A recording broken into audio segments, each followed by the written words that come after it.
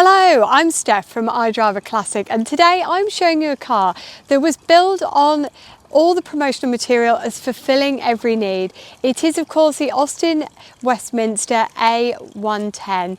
I'm very excited to show you this today. It's a car that I've been trying to get my hands on for ages, and finally one has magically appeared and been offered to me. So I'll be showing it to you today, and if you've never watched one of these videos before, you're in for a treat because we look round the outside, we look under the bonnet at that 3-litre engine. So remember, it's the C series in this. We have a look inside the boot, we have a look in the interior, and then we take it out on a test drive. So without further delay, let's go and have a look at the Austin Westminster A110. The Austin Westminster A110 story doesn't begin with the A110, but instead is part of a continuation of the Westminster cars post-war, because I do know that the Westminster name had been used by Austin in, I think it was either the 20s or the 30s. But anyway, coming back to the Westminster post-war cars, you have the A90, the 95, the 99, the 105. Now these cars were Austin's saloon and estate offering. They'd come into the market to replace the market position of the A70 Hereford, which if you've never seen it before, is a beautiful car. It's very different to this. It's a much more rounded car in the style of those early mid-century Austin County cars and even the earlier Westminster cars from this particular range.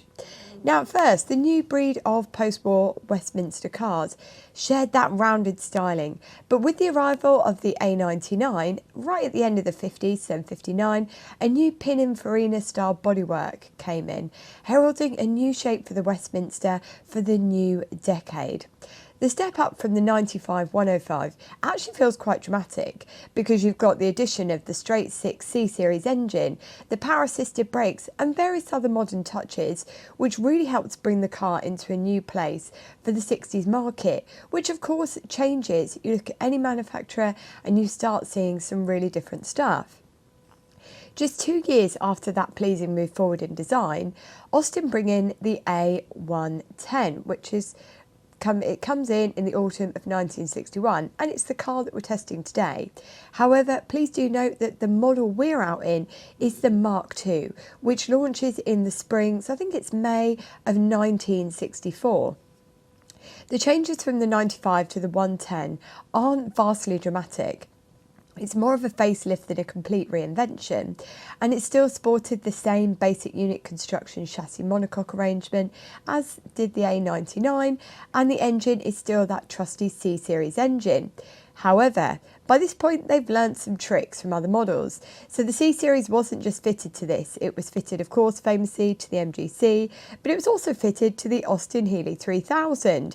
Now by doing that they learned some tricks on how to get more out of the engine, and so they make some changes to the cylinder head, they change the camshaft profiling, and they go for a twin bore exhaust that then gives the car 120 brake horsepower. Now in the A99 it's advertised, same engine, as 102 brake horsepower, so for the time it's quite the step up. Performance wise, we're now exceeding 100 miles per hour with a max speed of 102 miles per hour and 0 to 60 in just over 13 seconds. 13.3 if you want to be particular, and a rather miserable fuel consumption of 19 miles per gallon, which I will add as I edit this now that if you are going to go for one of these, this probably will be quite a thirsty choice, but hey, I guess you can't have luxury and incredible fuel consumption at the same time with these. The extended wheelbase and the tweaks to the chassis allowed for more space in the boot, which is definitely a must on a car of this size, and the step up that I show you in the boot later on when we're out driving is one of my favourite things. And that step up as well, also in terms of extending the wheelbase, improves the road handling. So there's an awful lot that they do, but it's not a vast change. There were also a few other changes and additions to this model over the outgoing Westminster, and this included the optional power steering. Now that's not available from the moment they launched this model, and it comes in the summer of 1962. There's also the changeover from the column change, which you might have seen on other counties models, and instead now they go over to a floor change if you're going for a manual, and they carry over that Borg-Warner auto box. It's also got a restyled fascia and a twin exhaust system. The Westminster came to a close, production-wise, just before the end of the decade, and it's replaced by the Austin 3 litre, and overall they produce 26,105 A10 Westminsters across both the Mark I and the Mark II models. It's also worth, before I head off, giving a nod to the Wolseley A110 Mark II, which is the parallel model to what we're testing today. That runs until 1968, but of course, as you'll know, with a lot of these badge engineered cars, it sports a different front end style and interior trim. Once upon a time, there was a very different kind of Austin, because I think a lot of people think of Austin and they think of things like the Austin Metro or the Maestro, and they forget that Austin was once a very different kettle of fish, and they produced cars that were quality, that if you saw it on somebody's driveway, you knew they were doing well. And in fact, if you're wondering who this car was aimed at, it was aimed at well-off family men, businessmen, people that had a bit of money and a bit of class and wanted something that said, I'm doing well for myself, but I'm not shouting about it. And I do think this hits all the benchmarks perfectly. Number one is, look how much space there is around me. It's wonderful. Number two is, although I think these seats might have been reupholstered, they still bear the hallmarks of the original seat. So you can feel the profiling, you can feel the width, and they are incredibly comfortable, and I love that. That for me is always the sign of a quality motor. Now, in terms of what else you've got inside here, you've got your glove box, nice and big. And again, we were talking about this before, the weight of things when you open them and when you shut them and how it feels. The weight of that glove box is decent, and I'll tell you what else weighs an absolute ton that I wasn't expecting, because it's single skinned, is that bonnet. Oh my goodness, I could barely lift it. I actually had to get some help with it. And I thought, if I break down and it was a windy day, I would not fancy my chances of trying to get that bonnet up and keep it up, because it's so heavy. I was shocked. But actually, once you start getting into this car and you do the doors, you do the boot, and you feel the weight of everything, you start thinking, gosh, there's a lot of metal inside this car. And unfortunately, because of that, and because there was a lot of space and they were well built and they were sturdy in the event of an accident, a lot of these did get used by banger racers, which is such a shame, because whilst, you know, it does give people some entertainment, it's a shame because they do take cars sometimes, or certainly have done in the past, that could probably be put back on the road, and then they take them out and they use them, and then, well, they get taken off the road, don't they? They don't go back on, and it is a real shame. I think everyone's got a right to enjoyment on their own terms, but banger racing, you just think, oh, come on. Anyway, coming back inside here and talking about what we've got, the layout here is, I think, very uniform, and I like the way that it's all put together. So over on here you've got the ammeter, you've got the clock in the middle, you've got the oil pressure gauge, coming down into the heater control panel, which again is lovely and simple. I've talked in recent videos about when people or manufacturers put them in cars, they make them overly complicated, and then you're like, fiddle, fiddle, fiddle, what are you trying to drive? And you shouldn't be. It should be nice and easy, and this hits the mark for me. You've got your cigar lighter over on this side, you've got your lights, just simple pull control, coming down into the radio. Now I will say one thing, is that this radio would not have been fitted by Austin. However, if you look at the brochures of the time, they tell you that everything is set up ready for the dealer to essentially upsell you a radio to go in that space. Coming in front of you here, you've got one of those strip speedos. You might have seen these before.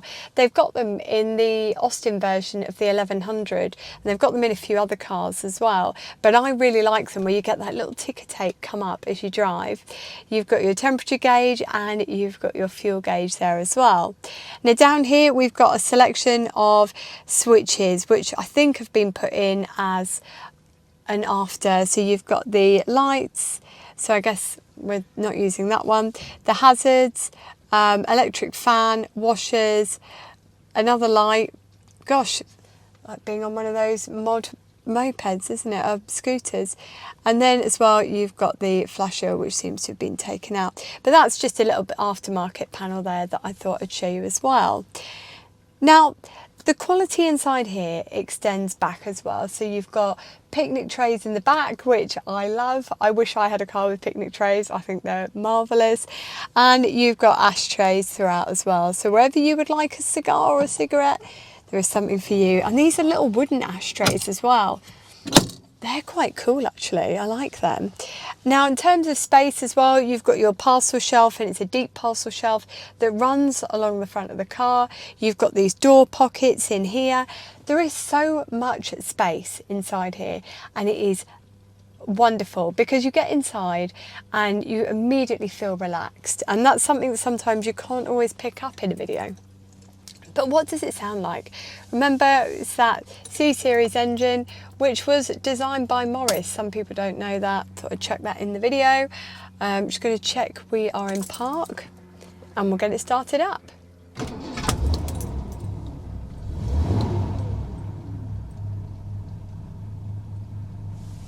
I am so ready to go for a drive, but let's have a listen at the back first.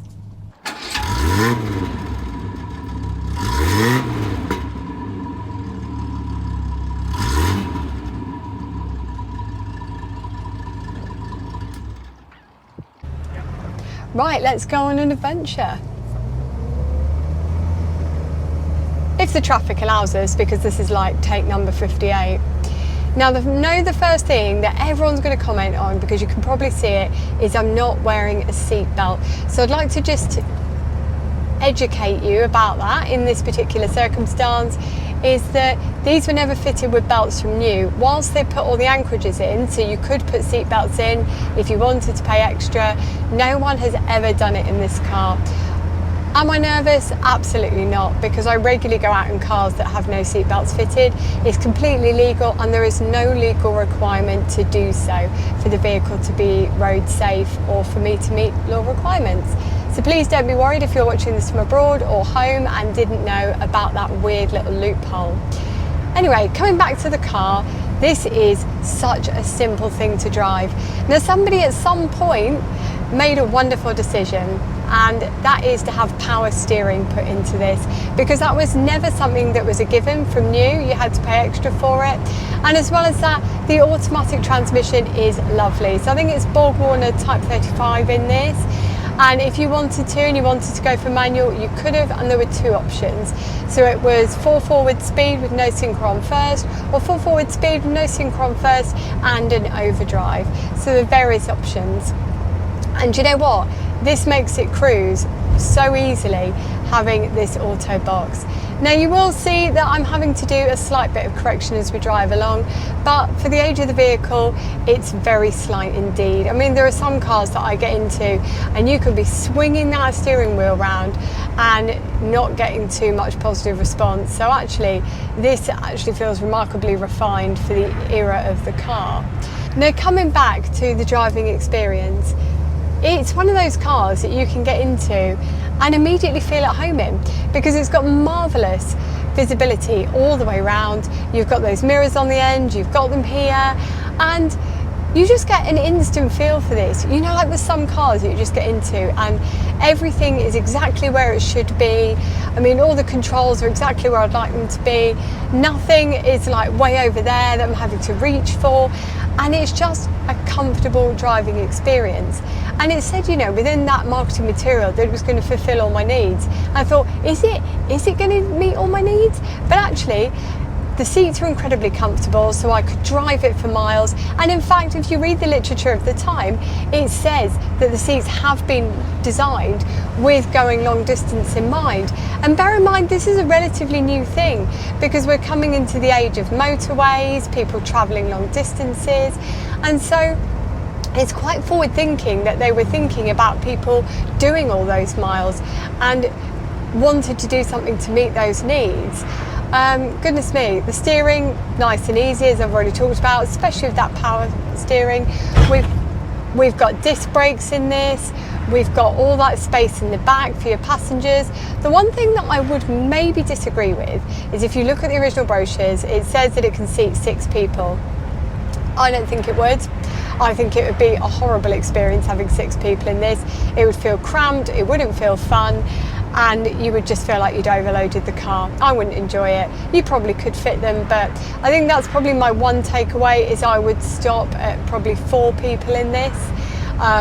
It's got wonderful room, as we've seen, in the back for luggage. And if you had when we had a look at that boot, and it almost had that step into the back, I thought that was a nice touch as well. What don't I like about this? I wonder if there's anything we could do to make the steering less, so, you know, me having to keep correcting it. That's probably my only thing that I would complain about. And something that I really like, actually, that is such a bizarre thing to like in a car, is the brake pedal on this. Have a look at it. It's got that giant flying A on it. I just think the design of it is very nice, and it's very sturdy as well as you push down on it, and it gives it a very reassuring feel as you drive. And the accelerator as well is well shaped, and again gives you that lovely feel. So all in all, it's just one of those cars that you can get into, you can drive, and you can feel incredibly confident in a way that I don't always think you can in a car from this era. Now, if you're considering owning one of these, they probably aren't the easiest thing to get parts for. However, because it shares parts with various other cars, you can obtain parts, and there are plenty of friendly car clubs out there that will step in and support you with these cars. The Austin County's Car Club especially are a wonderful bunch of people. If you remember, we tested Alistair's car ages ago. I've had to ask them questions. They've been so friendly, so welcoming, really happy to signpost me to places where I can find the bits and pieces that I've needed for customers' cars. So I would say, if you wanted one of these, your ownership experience in terms of talking to other people with these cars, getting the help you need, it's all there for you, ready and waiting. All the owners are so friendly and the people are so nice. It's a quality car that you can buy into and not have to worry about things feeling tinny and rubbish. And as well as that, they aren't the most expensive thing to buy into, because I see a lot of people looking at these luxurious classic cars, these big barges, and saying, oh, I could never afford it. Something like this is relatively affordable compared to some of those other cars. And when you look at something like a Rover, an old Rover, and you compare it price-wise, these are coming in cheaper as well. So this might be in your budget, whereas a Rover might be slightly out of reach. So if you consider something like this, I don't think you'll be disappointed, because they are so delicious to drive. As well as that, something I forgot to mention was that in the brochure it told me that I didn't need to grease any of the points either. And you know what? One of the most tedious tasks of owning an old car is attending to all the greasing. And so actually, it's a wonderful thing that if you bought one of these, you wouldn't need to worry about all of that as well. Now, as you can probably see, the light is fading, which means it's time for me to take this back. Thank you so much to the owner Ian for number one, keeping this on the road, because keeping old cars on the road isn't the easiest thing to do, and number two, being incredibly generous after only meeting fleetingly beforehand at Bewley, saying to me, Steph, it's absolutely fine, next time you're in London, come and drive the car. I've enjoyed it so much. Every Austin I take out, I really do enjoy. They are so wonderfully built, and if you've never discovered an older Austin, please give it a try. They're sometimes overlooked by people, and in my opinion incorrectly so, because they are lovely to drive, such a great community of people as well that surround them, and they are just an all-round great car to own. So let me know what you think in the comment section below. Have you owned one? And you know what, even if you've bang a race one, tell me how you did with it, tell me where you placed. I want to hear all about it. And until next time, when we're looking at something completely different, take care and drive safely.